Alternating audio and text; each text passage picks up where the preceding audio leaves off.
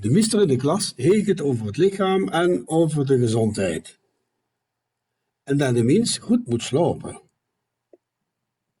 En op een keer vroeg hij, wie weet er hoe lang de mens zonder slapen kan.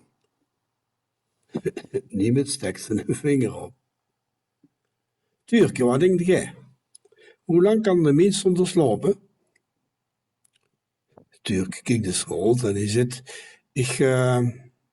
ik denk 1 dag of zo, mister.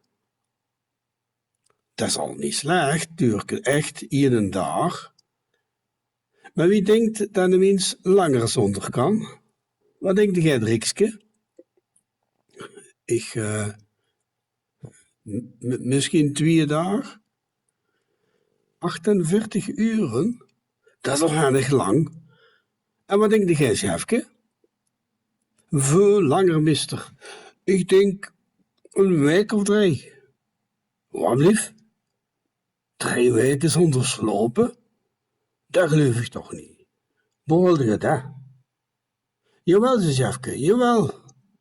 Gisteravond hebben we onze pa nog tegen ons ma horen zeggen, zeg, vanavond hebben we een kwartier vroeger slapen, hè? Het is al 3 weken geleden.